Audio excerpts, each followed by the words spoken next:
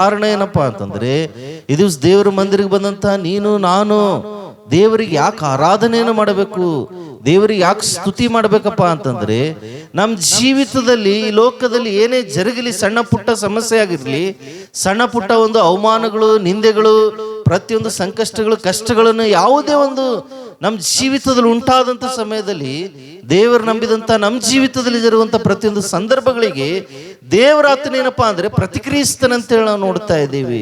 ನಿನ್ನ ಜೀವಿತದಲ್ಲಿ ಏನು ಜರುಗುತ್ತಾ ಇದೆ ಈ ಸಮಯದಲ್ಲಿ, ನಿನ್ನ ಒಂದು ಕುಟುಂಬದಲ್ಲಿ ಏನು ಜರುಗುತ್ತಾ ಇದೆ ಈ ಸಮಯದಲ್ಲಿ, ದೇವರಂತ ಇದ್ದಾನೆ ಅದನ್ನು ನೋಡಿ ನಾನು ಸಹಿಸಿಕೊಳ್ಳಲಾರೆ ಅಂತ ಹೇಳ್ತಾ ಇದ್ದಾನೆ ಆತನು. ಅದಕ್ಕೋಸ್ಕರನೇ ಈ ದಿವಸ ಪ್ರಮುಖವಾಗಿ ಈ ದಿವಸ ನೀನು ನಾನು ದೇವರನ್ನ ಆರಾಧನೆ ಮಾಡ್ಬೇಕಂತ ಹೇಳಿ ನಾವು ನೋಡ್ತಾ ಇದ್ದೀವಿ. ದೇವರನ್ನ ಸ್ತುತಿಸ್ಬೇಕು. ಕಾರಣ ಏನಪ್ಪಾ ಅಂತಂದ್ರೆ, ಪ್ರಿಯ ಸಹೋದರನೇ ಸಹೋದರಿ, ನಿನ್ನ ಜೀವಿತದಲ್ಲಿ ನೀನು ಯಾವ ಸ್ಥಿತಿಗತಿ ಮಧ್ಯದಲ್ಲಿ ಇದೆಯೋ, ದೇವರ ವಾಕ್ಯ ಅಂತ ಇದೆ, ನೀನು ಯಾರಿಗೂ ಬೇಡವಾದಂಥವಳಾಗಿದ್ದೇನೋ, ದೇವರ ನಂಬಿ ದೇವರ ಮೇಲೆ ವಿಶ್ವಾಸ ಬಿಟ್ಟು ದೇವರನ್ನ ಹಿಂಬಾಲಿಸ್ತಾ, ದೇವರ ಮಂದಿರನ್ನು ಪ್ರೀತಿಸ್ತಾ, ದೇವರ ಪ್ರಜೆಗಳನ್ನು ಪ್ರೀತಿಸ್ತಾ, ಯಾವಾಗಲೂ ನೀನು ದೇವರ ಮಂದಿರದಲ್ಲಿ ಇರ್ತಾ ಇದೆಯೇನೋ, ದೇವರ ಜನರ ಮಧ್ಯದಲ್ಲಿ ಇರ್ತಾ ಇದೆಯೇನೋ, ದೇವರನ್ನ ಹಿಂಬಾಲಿಸ್ತಾ ಇದೆಯೇನೋ, ದೇವರ ಸನ್ನಿಧಿಗೆ ನೀನು ಬಯಸಿ ಹೋಗ್ತಾ ಇದ್ದೇನೋ, ಆದ್ರೆ ಜನರೆಲ್ಲರೂ ನಿನ್ನನ್ನು ತೃಣೀಕರಿಸ್ತಾ ಇದ್ದಾರನು, ಜನರೆಲ್ಲರೂ ಕೂಡ ನಿನ್ನನ್ನು ಬೇಡವೆಂದು ತಳ್ಳಿಬಿಡ್ತಾ ಇದ್ದಾರನು.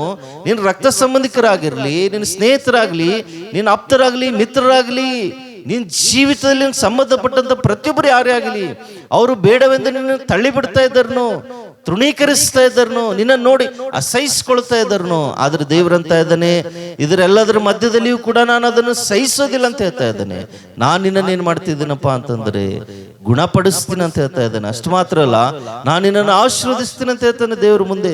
ಪ್ರಿಯ ಸಹೋದರನೇ ಸಹೋದರಿ, ಈ ಲೋಕದಲ್ಲಿ ಎಲ್ಲರೂ ಕೂಡ ನಿನ್ನನ್ನು ತೃಣೀಕರಿಸಿದ್ರು, ಲೋಕದಲ್ಲಿ ಎಲ್ಲರೂ ನಿನ್ನನ್ನು ಬಿಟ್ಟರು, ಈ ಲೋಕದಲ್ಲಿ ಎಲ್ಲರೂ ಕೂಡ ಬೇಡವಾದಂಥವಳು ನೀನು ಆದಪ್ಪ ಅಂತಂದ್ರೆ, ಈ ಲೋಕದಲ್ಲಿ ಹಿಂಗೆ ಸಂಬಂಧಪಟ್ಟಂಥವ್ರೆಲ್ಲರೂ ಬೇಡ ಬೇಡ ಅಂತೇಳಿ ಎಲ್ಲರೂ ನಿನ್ನನ್ನು ಬಿಟ್ಟು ತೃಣೀಕರಿಸಿದ್ರೆ, ಆದ್ರೆ ಈ ದಿವಸ ಶುಭವಾರ್ತೆ ಏನಪ್ಪಾ ಅಂದ್ರೆ, ದೇವರು ನಿನ್ನನ್ನು ಆಧರಿಸುವಂತವನಾಗಿದ್ದಾನೆ ಅಂತ ಹೇಳ್ತಾ ನೋಡ್ತಾ ಇದ್ದೀವಿ. ದೇವರೇ ನಿನ್ನ ಪಕ್ಷದಲ್ಲಿ ನಿಲ್ಲುವಂತವನಾಗಿದ್ದಾನೆ ಅಂತ ಹೇಳಿ ನೋಡ್ತಾ ಇದ್ದೀವಿ. ಯಾವಾಗಲೂ ದೇವರ ನಿನ್ನ ಕುಟುಂಬ ಪಕ್ಷದಲ್ಲಿ, ನಿನ್ನ ಪಕ್ಷದಲ್ಲಿ ಆತನ ನಿಲ್ಲುವಂತವನಾಗಿದ್ದಕ್ಕಾಗಿ ಈ ದಿವಸ ನೀನು ನಾನು ಕೂಡ ಆತನಿಗೆ ಆರಾಧನೆಯನ್ನು ಮಾಡ್ಬೇಕಂತ ಹೇಳಿ ನೋಡ್ತಾ ಇದ್ದೀವಿ.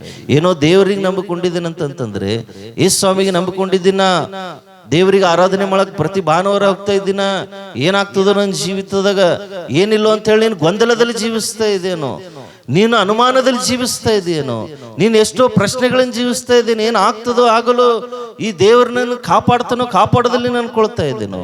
ಆದ್ರೆ ದಿವಸ ಸಹೋದರನೇ ಸಹೋದರಿ, ಯಾವೊಂದು ಈ ಗೊಂದಲತೆಯಿಂದ, ಯಾವೊಂದು ಈ ಕಳವಳದಿಂದ ಈ ದಿವಸ ನೀನು ದೇವರ ಮಂದಿರಕ್ಕೆ ಬಂದಿದೆಯೋ, ದೇವ್ರು ನಿನ್ನೊಂದಿಗೆ ಮಾತಾಡ್ತಾ ಇದ್ದೇನೆ. ನೀನು ನಂಬಿಕೊಂಡಂತ ದೇವರು, ನೀನು ಆಶ್ರಯಿಸಿಕೊಂಡಂತ ದೇವರು, ನೀನು ಬಂದಂತ ಸ್ಥಳ ಅದು ಎಂತ ಸ್ಥಳಪ್ಪ ಅಂತಂದ್ರೆ, ದೇವ್ರು ನಿನ್ನ ಜೀವಿತದಲ್ಲಿ ಜರುಗುವಂತ ಚಿಕ್ಕ ಪುಟ್ಟ ದೊಡ್ಡ ಪ್ರತಿಯೊಂದು ಸಂದರ್ಭಗಳನ್ನು ಗಮನಿಸಿ ಆತನು ಎಷ್ಟು ಮಾತ್ರ ಕೂಡ ಸಹಿಸಿಕೊಳ್ಳದೆ ಇರುವಂತ ದೇವರು ನಮ್ಮ ದೇವರಾಗಿದ್ದಾನೆ. ಪ್ರತಿಯೊಂದಕ್ಕೂ ಪರಿಷ್ಕಾರ ನೀಡುವಂತ ದೇವರಾಗಿದ್ದಾನೆ, ಪ್ರತಿಯೊಂದು ಕೂಡ ಆಧರಿಸುವಂತ ದೇವರಾಗಿದ್ದಾನೆ, ಪ್ರತಿಯೊಂದು ಕೂಡ ಉತ್ತರ ಕೊಡುವಂತ ದೇವರಾತನಾಗಿದ್ದಾನೆ. ಅಷ್ಟು ಮಾತ್ರವೇ ಅಲ್ಲ, ಯಾರು ನಿನ್ನ ಪಕ್ಷದಲ್ಲಿ ನಿಲ್ಲದಂತ ಸಮಯದಲ್ಲಿ ಆತನೇ ನಿನ್ನ ಪಕ್ಷದಲ್ಲಿ ನಿಲ್ಲುವಂತವನಾಗಿದ್ದಾನೆ, ಆತ ನಿನ್ನನ್ನು ಆಧರಿಸುವಂತವನಾಗಿದ್ದಾನೆ, ಆತನೇ ನಿನ್ನ ಬೆನ್ನ ಹಿಂದೆ ಆತನ ಹಸ್ತವನ್ನು ಹಿಡಿದು ನಡೆಸುವಂತವನಾಗಿದ್ದಾನೆ ಅಂತ ಹೇಳ ನೋಡ್ತಾ ಇದ್ದೀವಿ. ಅದಕ್ಕೋಸ್ಕರನೇ ಈ ದಿವಸ ನೀನು ನಾನು ಆತನ ಸನ್ನಿಧಿಯಲ್ಲಿ ಬಂದಂತ ನಾವು ಧೈರ್ಯದಿಂದ, ನಿಸ್ಸಂದೇಹದಿಂದ, ನಿನ್ನ ಹೃದಯದಲ್ಲಂತ ಅನುಮಾನವನ್ನು ತೆಗೆದಾಕಿ, ನಿನ್ನ ಹೃದಯದಲ್ಲಂತ ಭಯಾಂದೋಲನವನ್ನು ತೆಗೆದಾಕಿ, ನಿನ್ನ ಹೃದಯದಲ್ಲಂತ ಪ್ರಶ್ನೆಗಳನ್ನು ತೆಗೆದಾಕಿ ಈ ದಿವಸ ನೀನು ನಿಸ್ಸಂದೇಹವಾಗಿ ಸಂತೋಷದಿಂದ, ಆನಂದದಿಂದ, ಅಯ್ಯಾ ಪ್ರಭು, ತೃಣೀಕರಿಸಲ್ಪಟ್ಟಂತ ನಾನು, ಚಿಯೋನಿ ನಗರಿಯಾದಂತ ನಾನು, ಯಾರಿಗೂ ಬೇಡವಾದಂಥವಳು, ಯಾರಿಗೂ ಬೇಡವಾದಂಥವನಾದಂತ ನಾನು ಪ್ರಭು, ಈ ದಿವಸ ನೀನಂತ ಇದ್ದಿ, ನಾನು ಅದನ್ನು ನೋಡಿ ಸಹಿಸೋದಿಲ್ಲ ಅಂತ ಹೇಳ್ತಾ ಇದ್ದೀರಿ ಪ್ರಭು, ನನ್ನನ್ನು ಆಧರಿಸ್ತೀನಿ ಅಂತ ಹೇಳ್ತಾ ಇದ್ದೀರಿ, ನನ್ನನ್ನು ಪರಾಂಬರಿಸ್ತೀನಿ ಅಂತ ಹೇಳ್ತಾ ಇದ್ದೀರಿ ಪ್ರಭು. ಅಷ್ಟು ಮಾತ್ರವಲ್ಲದೆ ದೇವ್ರ ಇನ್ನೊಂದು ಮಾತೆಲ್ಲ ಹೇಳ್ತಾ ಇದ್ದೇನೇನಪ್ಪಾ ಅಂತಂದ್ರೆ, ನಿನ್ನನ್ನು ಭ್ರಷ್ಟಳೆಂದು ಅನೇಕರು ಹೇಳಿದ್ರು ಕೂಡ ಏನಂತ ಇದೆ, ನಾನು ಅದನ್ನು ಸಹಿಸೋದಿಲ್ಲ ಅಂತ ಹೇಳ್ತಾ ಇದ್ದಾನೆ ದೇವರು. ಯೇಸು ಕ್ರಿಸ್ತನ ನಂಬಿದಂತ ನೀನು, ನಿನ್ನ ಜೀವಿತಕ್ಕೆ, ನಿನ್ನ ಕುಟುಂಬಕ್ಕೆ ಅಪವಾದನೆಗಳು ಬರುವಂತ ಸಮಯದಲ್ಲಿ ನೀನು ಭ್ರಷ್ಟಳು, ನೀನು ನಮ್ಮ ಮಧ್ಯದಿಂದ ಹೋದಂಥವಳು, ನಮ್ಮ ಮನೆಯಿಂದ ಹೋದಂಥವಳು, ನಮ್ಮ ಕುಲದಿಂದ ಹೋದಂಥವಳು, ನಮ್ಮ ಮನೆಯಿಂದ ಹೋದಂಥವಳು ಅಂತೇಳಿ ಅನೇಕ ಸಂಗತಿಗಳು ನಿನ್ನ ಜೀವಿತದಲ್ಲಿ ಬಂದರೂ ಕೂಡ, ನಿನ್ನ ಅಣ್ಣ ತಮ್ಮಂದಿರಾಗಲಿ, ನಿನ್ನ ಒಂದು ತಂದೆ ತಾಯಿಗಳಾಗಲಿ, ನಿಮ್ಮ ಮಕ್ಕಳಾಗಲಿ, ಪ್ರತಿ ಒಬ್ಬರು ಕೂಡ ನಿನ್ನ ಜೀವಿತದಲ್ಲಿ ನಿನಗೆ ಭ್ರಷ್ಟಳು ಅಂತೇಳಿ ಅಂದ್ರು ಕೂಡ, ನಿನ್ನ ಜೀವಿತದಲ್ಲಿ ನೀನು ನಿನ್ನ ಜೀವಿತದಲ್ಲಿ ಅನೇಕ ನಿಂದೆಗಳನ್ನು ಹಾಕಿದ್ರು ಕೂಡ, ನಿನಗೆ ಅನೇಕ ಅವಮಾನಗಳನ್ನು ಮಾಡಿದ್ರು ಕೂಡ ನೀನು ಅನ್ಕೊಳ್ತಾ ಇದ್ದೇನೋ, ನನ್ನ ಜೀವಿತದಲ್ಲಿ ಇನ್ನು ಮುಂದೆ ನನಗೆ ಆಧರಣೆ ಯಾರು, ನನಗೆ ಆಧಾರ ಯಾರು, ನನ್ನ ಜೀವಿತದಲ್ಲಿ ಪ್ರತಿ ಪರಿಸ್ಥಿತಿ ಮಧ್ಯದಲ್ಲಿ ನನ್ನ ಪಕ್ಷದಲ್ಲಿ ನಿಲ್ಲುವಂಥವ್ರು ಯಾರು ಅಂತೇಳಿ ಈ ದಿವಸ ನೀನು ಆಲೋಚನೆಯನ್ನು ಮಾಡ್ತಾ ಇದ್ದೇನು. ನನ್ನ ಭವಿಷ್ಯತ್ತೇನು, ನನ್ನ ಮಕ್ಕಳ ಭವಿಷ್ಯತ್ತೇನು, ನನ್ನ ಜೀವಿತದಲ್ಲಿ ಇದ್ದಂಥ ಪ್ರತಿಯೊಂದು ಸಮಸ್ಯೆಗೆ ಪರಿಷ್ಕಾರವೇನಂತೇಳಿ ನಾನು ದೇವ್ರ ನಂಬಿದ್ಕೊಂಡ ಮೇಲೆ ನಾನು ಒಬ್ಬಂಟಿಗನಾದೆ ಅಂತ ನೀನು ಅನ್ಕೊಳ್ತಾ ಇದ್ದೇನು. ಅದರ ದಿವಸ ಅಂತ ಇದ್ದೇನೆ, ಪ್ರಿಯ ಸಹೋದರನೇ ಸಹೋದರಿ, ನಿನ್ನ ಜೀವಿತದಲ್ಲಿ ಪ್ರತಿ ಅವಮಾನಕ್ಕೂ, ನಿನ್ನ ಜೀವಿತದಲ್ಲಿ ಬಂದಂಥ ಪ್ರತಿಯೊಂದು ನಿಂದೆಗೆ, ನಿನ್ನ ಜೀವಿತದಲ್ಲಿ ಬಂದಂಥ ಪ್ರತಿ ಅವಮಾನಗಳಿಗೂ ನಿಂದೆಗಳಿಗೂ, ನಿನ್ನ ಜೀವಿತದಲ್ಲಿ ಬಂದಂಥ ಪ್ರತಿ ಒಂದು ಕಣ್ಣೀರಕ್ಕೂ ದೇವರಂತ ಇದ್ದಾನೆ ನೀನು ಸಹಿಸ್ಕೊಳ್ತಾ ಇದ್ದೇನೋ, ಆದ್ರೆ ದೇವರಂತ ಇದ್ದಾನೆ ಇನ್ನು ಮುಂದೆ ನಾನು ಸಹಿಸೋದಿಲ್ಲ ಅಂತ ಹೇಳ್ತಾ ಇದ್ದಾನೆ ದೇವರು. ಅದರಿಂದ ನಿನ್ನನ್ನು ಹೊರಗಡೆ ತರುವಂತವನಾಗಿದ್ದಾನೆ ದೇವರು. ನಿನ್ನಿದಂಥ ಪರಿಸ್ಥಿತಿ ಮಧ್ಯದಿಂದ, ದೇವರು ನಿನ್ನಿರುವಂಥ ಸಂದರ್ಭ ಮಧ್ಯದಿಂದ ದೇವರು ನಿನ್ನನ್ನು ಹೊರಗಡೆ ತರುವಂತವನಾಗಿದ್ದಾನೆ. ಕೇವಲ ತರುವಂತವನು ಮಾತ್ರವಲ್ಲ, ಆತನು ನಿನ್ನನ್ನು ಉನ್ನತವಾದಂಥ ಸ್ಥಳದಲ್ಲಿಡುವಂತವನಾಗಿದ್ದಾನೆ ಅಂತ ಹೇಳಿ ನೋಡ್ತಾ ಇದ್ದೀವಿ. ಯಾರ ಮಧ್ಯದಲ್ಲಿ ನೀನು ತೃಣೀಕರಿಸಲ್ಪಟ್ಟಿದೆಯೋ, ಯಾರು ನಿನ್ನನ್ನು ಭ್ರಷ್ಟಳಂದಿದರು, ಯಾರು ನಿನ್ನನ್ನು ಅಪಹಾಸ್ಯ ಮಾಡಿದರು, ಯಾರು ನಿನ್ನ ನಿಂದೆ ಮಾಡಿದರು, ಯಾರು ನಿನ್ನ ಕಣ್ಣೀರಿಗೆ ಗುರಿ ಮಾಡಿದರು, ದೇವರಂತ ಇದ್ದಾನೆ ಅವ್ರ ಮಧ್ಯದಲ್ಲೇ ನಿನ್ನನ್ನು ಉನ್ನತವಾದಂಥ ಸ್ಥಾನಕ್ಕಿಡುವಂಥ ದೇವರು ನಮ್ಮ ದೇವರಾಗಿದ್ದಾನೆ. ಅವರಿಗೆ ತಲೆಯಾಗಿಡುವಂಥ ದೇವರಾಗಿದ್ದಾರೆ.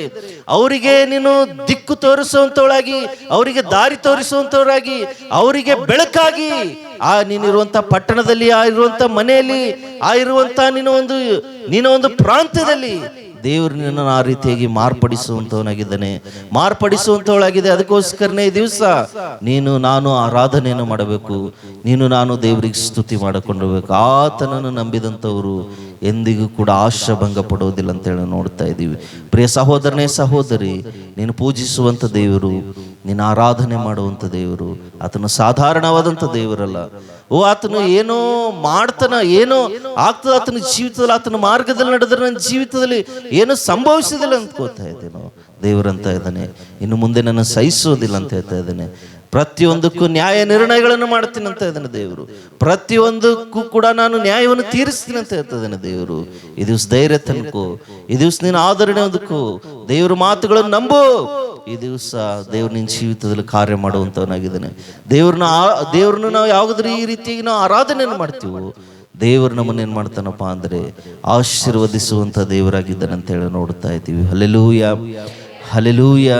ಪ್ರಿಯ ಸಹೋದರನೇ ಸಹೋದರಿ, ಇದು ನೀನು ನಾನು ಕೂಡ ದೇವರನ್ನು ಆರಾಧನೆಯನ್ನು ಮಾಡಬೇಕು. ಬೈಬಲ್ ಗ್ರಂಥಲ್ಲ ನೋಡ್ತೀವಿ, ಶದ್ರಕ್ ಮೇಷಕ್ ಅಬೇದ್ನೆಗೋರ ಜೀವಿತ ನಾವು ಯಾವಾಗಾದ್ರೂ ನೋಡ್ತೀವೋ, ರಾಜನೊಂದಂತಾನೆ ನನ್ನ ಕೈಯಿಂದ ನಿಮ್ಮನ್ನು ಬಿಡಿಸುವಂಥವ್ರು ಯಾರು ಅಂತೇಳಿ ಅಲ್ಲ. ಆ ಒಂದು ವಿಶ್ವಾಸದಲ್ಲಿ ವೀರರಿಗೆ ಏನು ಮಾಡ್ತಾನಪ್ಪ ಅಂದರೆ ಪ್ರಶ್ನೆ ಹಾಕ್ತಾನ ಆತನು, ನಿಮ್ಮನ್ನು ನನ್ನ ಕೈಯಿಂದ ಬಿಡಿಸಲಿಕ್ಕೆ ಯಾರು ಸಾಧ್ಯ, ಯಾರು ಶಕ್ತರಂತೇಳಿ ಯಾವಾಗಾದ್ರೂ ಆ ರಾಜನು ಅವ್ರಿಗೆ ಪ್ರಶ್ನೆ ಮಾಡ್ತಾನೆ ನಾವು ನೋಡ್ತಾ ಇದ್ದೀವಿ.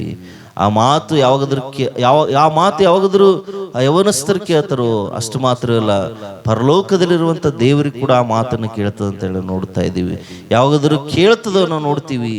ದೇವರು ಇನ್ನು ಮುಂದೆ ಅವರನ್ನು ಸಹಿಸಿಕೊಳ್ಳದೆ ದೇವರೇನು ಮಾಡ್ತಾ ಬಂದನು, ದೇವರೇ ಸ್ವತಃ ಇಳಿದು ಬಂದನು ಅಂತ ಹೇಳಿ ನೋಡ್ತಾ ಇದ್ದೀವಿ. ಹಲ್ಲೆಲೂಯ.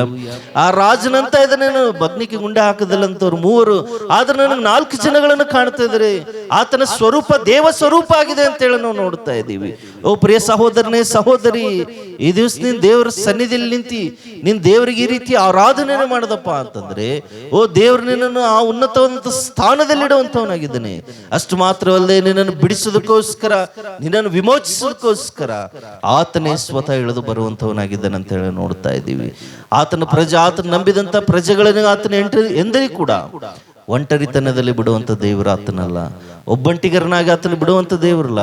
ಅದಂತರಂಗದಲ್ಲಿ ಮುಳುಗಿಸುವಂತನು ಕೈ ಬಿಡುವಂಥ ದೇವರಲ್ಲ ಅಂತ ಹೇಳಿ ನೋಡ್ತಾ ಇದ್ದೀವಿ. ಇತಿಹಾಸವನ್ನು ತೆಗೆದು ನೋಡಿದ್ರೆ, ನಮ್ಮ ಪಿತೃಗಳ ಜೀವಿತ ತೆಗೆದು ನೋಡಿದ್ರೆ, ಪ್ರತಿಯೊಂದು ಸಂದರ್ಭಗಳನ್ನು ನೀವು ನೋಡ್ತಾ ಹೋದ್ರೆ ಎಲ್ಲಿಯೂ ಕೂಡ ನಾವು ನೋಡ್ತಾ ಇದ್ದೀವಿ ಆತನು ಅದಂತರಂಗದಲ್ಲಿ ಯಾವುದನ್ನು ಮುಗಿಸಿಲ್ಲ ಅಂತ ಹೇಳಿ ನೋಡ್ತಾ ಇದ್ದೀವಿ. ಪ್ರತಿಯೊಂದು ಕೂಡ ಆತನು ದಡ ಸೇರಿಸಿದಂಥ ದೇವರಾಗಿದ್ದಾನೆ ಅಂತ ಹೇಳಿ ನೋಡ್ತಾ ಇದ್ದೀವಿ. ಈ ದಿವಸ ನೀನು ಭಯಪಡಬೇಕಾದಂಥ ಅವಶ್ಯಕತೆ ಇಲ್ಲ, ಈ ದಿವಸ ನಾನು ಭಯಪಡಬೇಕಾದಂಥ ಅವಶ್ಯಕತೆ ಇಲ್ಲ. ನಾವು ನಂಬಿಕೊಂಡಂತ ದೇವರು, ನಾವು ಪೂಜಿಸುವಂತ ದೇವರು, ನಾವು ಆರಾಧಿಸುವಂತ ದೇವರು, ನಮ್ಮನ್ನು ದಣ ಮುಟ್ಟಿಸುವಂತ ದೇವರಾತನಾಗಿದ್ದಾನೆ.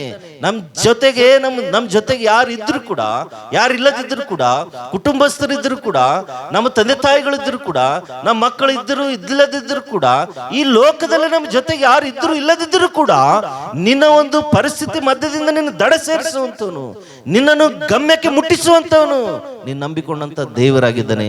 ಆತನಲ್ಲಿ ಆ ಶಕ್ತಿ ಉಂಟು, ಆತನಲ್ಲಿ ಆ ಸಾಮರ್ಥ್ಯ ಉಂಟು, ಆತನಲ್ಲಿ ಆ ಪ್ರಭಾವ ಉಂಟು, ಆತನ ವಾಕ್ಯದಲ್ಲಿ ಆ ಶಕ್ತಿ ಉಂಟು, ಆ ವಾಗ್ದಾನದಲ್ಲಿ ಆ ಒಂದು ಬಲ ಉಂಟು. ಅದಕ್ಕೋಸ್ಕರನೇ ಪ್ರಿಯ ಸಹೋದರನೇ ಸಹೋದರಿ, ಈ ದಿವಸದಿಂದ ಧೈರ್ಯದಿಂದ ದೇವರನ್ನ ಆರಾಧಿಸು, ದೇವರನ್ನು ಸ್ತುತಿಸು. ದೇವರೇನಪ್ಪ ಅಂತಂದ್ರೆ, ಇನ್ನು ಮುಂದೆ ನಿನಗೆ ಉಂಟಾಗುವಂತ ಪ್ರತಿಯೊಂದು ನಿಂದೆ, ಅವಮಾನ ನಿನಗೆ ಇನ್ನು ಮುಂದೆ ನಾನು ಸಹಿಸೋದಿಲ್ಲ ಅಂತ ಹೇಳ್ತಾ ಇದ್ದೇನೆ. ಪ್ರತಿಯೊಂದಕ್ಕೂ ಆತನ ಏನ್ ಮಾಡ್ತೀನಿ ಅಂತ ಇದ್ದಾನಪ್ಪ ಅಂದ್ರೆ, ನ್ಯಾಯ ನಿರ್ಣಯಗಳನ್ನು ಮಾಡ್ತೀನಿ ಅಂತ ದೇವರು. ಇದು ಮೊದಲನೇದಾಗಿ ನಾವು ನೋಡ್ತಾ ಇದ್ದೀವಿ.